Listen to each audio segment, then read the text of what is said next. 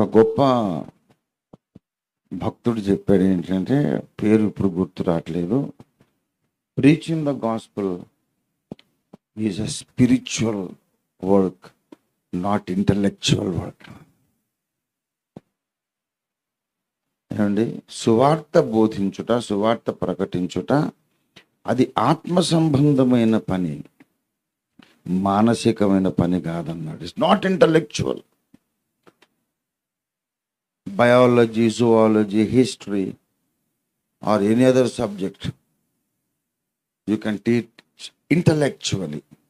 ఒక maths teacher ఉన్నాడు, ఒక ఫిజిక్స్ లెక్చరర్ ఉన్నారు, కెమిస్ట్రీ లెక్చరర్ ఉన్నారు. They can only do that with their mind. The spirit is not involved. కాలేజీలో పాఠాలు చెప్పేవాళ్ళు మైండ్తో చెప్తారు. మైండ్లో ఆ మ్యాటర్ అంతా ఉంటుంది, ఇక్కడి నుంచి ఇక్కడికి వెళుతుంది. ఈ మైండ్ నుంచి ఆ మైండ్ వరకు. లెనార్డ్ రావెన్ హిల్ గారు వై రివైవల్ టారీస్ అనే బుక్లో అంటారు, తలలో పుట్టిన ప్రసంగాలు తల వరకు మాత్రమే చేరుతాయి, కానీ హృదయంలో పుట్టిన సందేశాలు హృదయాలను మారుస్తాయని చెప్పాడు. ఎంత డిఫరెన్సో చూడండి. కనుక నాకు ఈ స్టోరీ తెలుసు, బోధించే టెక్నిక్స్ కూడా అయ్యగారు చెప్పారు, నాకు కూడా తెలుసు. కనుక నేను చక్కగా ఈ మ్యాటరు వాళ్ళ బుర్రకి ఎక్కిస్తానంటే బుర్ర వరకే వెళ్తుంది, హృదయంలోకి వెళ్ళదు, బ్రతుకులోకి అసలే వెళ్ళదు, బ్రతుకులు మారవు. ప్రతి ఒక్కరు కూడా భయంతో, భక్తితో ప్రార్థన చెయ్యాలి. ప్రార్థన ఎప్పుడు చేస్తారంటే, వాచ్మెన్ నీ గారు చెప్తారు, ఇది నాకు చేత కాదు అనుకున్నోడు ప్రార్థన చేస్తాడు, ఇది నాకు చేత కాదు అనుకున్నోడు ప్రార్థన చేస్తాడు. వాచ్మెన్ నీ గారు ఒక గొప్ప పాఠం నేర్పారు. నేను I'm addicted to this kind of presentation. ఒక గొప్ప భక్తుని దగ్గర నేర్చుకుంటే పెద్దలు పెట్టిన భిక్ష చెప్పుకోవాలా. మొత్తం నాకే తెలుసు, నాకేం తెలుసు, నాకేం పోయి బల్ల కింద దాక్కోవడం ఒక్కటి తెలుసు, నాకు ఇంకేం తెలియదు. వాచ్మన్ గారు ఏమంటారంటే, who can be more prayerful అని అడిగి, sometimes your natural talents are the worst enemy of your prayer life. మీ natural abilities and talents, they are the worst enemy of your prayer life. దీనికి ఆయన మంచి ఉదాహరణ చెప్పాడు. ఎవరు చెప్పారు? Watchman Nee. Don't forget.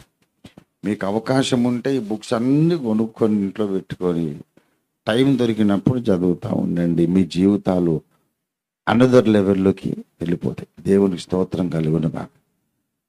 Release of the spirit, Watchman Nee book, and the normal Christian life, Watchman Nee book.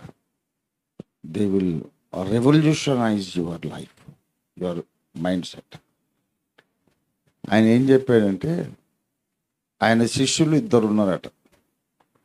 ఒకడేమో మొద్దుబుర్ర, చాలా మంచోడు. వాడు గురువుగారి కాళ్ళు ఒత్తుతాడు, బట్టలు ఉతికేస్తాడు, అంతా ఊడుస్తాడు, మట్టి పని అంతా చేస్తాడు, చాలా తగ్గింపు. కానీ వాడికి ఐక్యూ తక్కువ. ఇప్పుడు చెప్తే సరే సరే అంటాడు, బయటికి పోయి మర్చిపోతాడు. ఎప్పుడు ఎన్నిసార్లు చెప్పినా పరగడిపే మళ్ళీ ఏమన్నారు, అయ్యో మర్చిపోయాను అంటాడు. వాటితో అదొక న్యూసెన్స్. కానీ చాలా మంచోడు. కొట్టినా తిట్టినా కూడా గురుగారి కాళ్ళు పట్టుకొని ఉంటాడు. కానీ పాపం ఏం చేస్తాం, వాడు బై బర్త్ వాడికి ఐక్యూ తక్కువ. వాడు ఒకడు ఉన్నాడు. ఇంకొకడు ఉన్నాడు ఆయన శిష్యులలో, సూపర్ ఇంటెలిజెంట్. వాడు ఇప్పుడు ఒకటి చెప్తే సంవత్సరం అయినా అడిగితే మళ్ళీ చెప్తాడు. ఒక్కసారి చెప్తే చాలు, వాడికి రిజిస్టర్ అయిపోతుంది లోపల వాడికి. తర్వాత వాచ్మెన్ నీ గారు చెప్పిన ప్రసంగాలన్నీ వాడి బుర్రకాయ లోపల టేప్ రికార్డర్ లాగా రికార్డ్ అయిపోయాయి.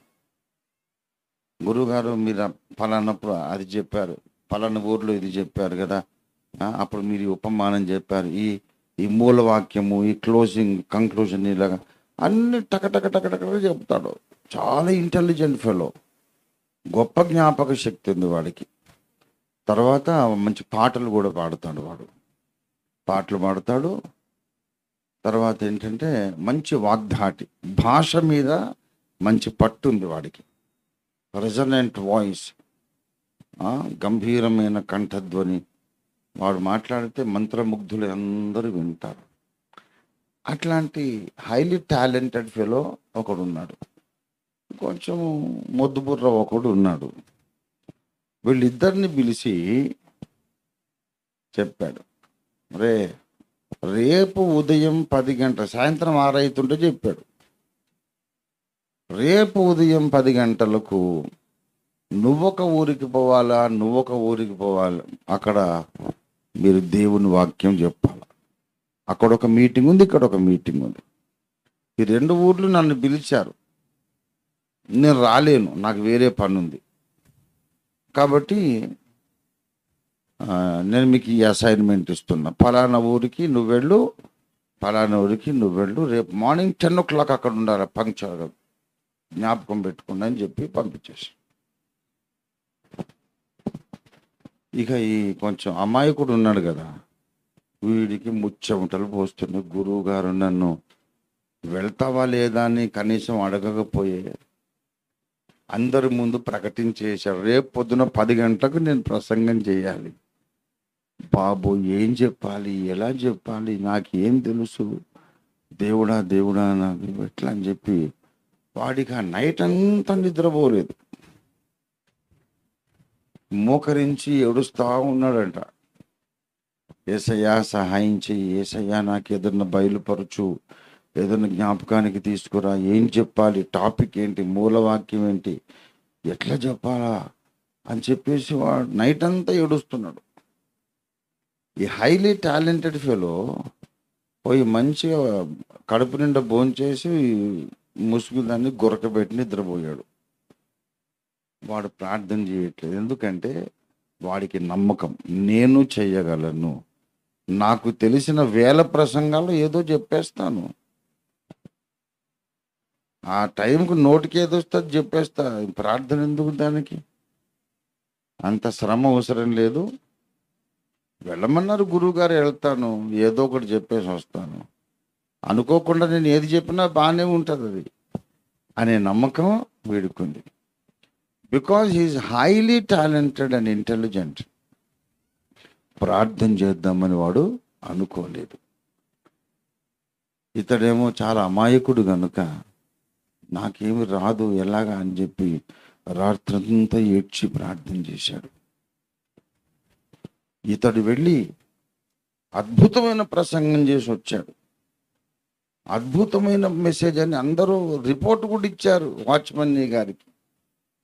ఆ 2వ ఊరు నుంచి అద్భుతమైన ప్రసంగం అని ఎవరు చెప్పలేదు.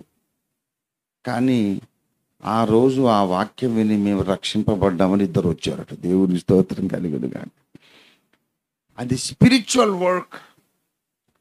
వీడు పెద్ద తెలివైన ప్రజెంటేషన్ ఏం చేయలేదు, కానీ కన్నీళ్లతో పరిశుద్ధాత్మ మీద ఆధారపడి చెప్పాడు. వాడికి వచ్చినటువంటి ఆ వచ్చిరాని బోధ కొందరు హృదయాల్లో కార్యం చేసింది.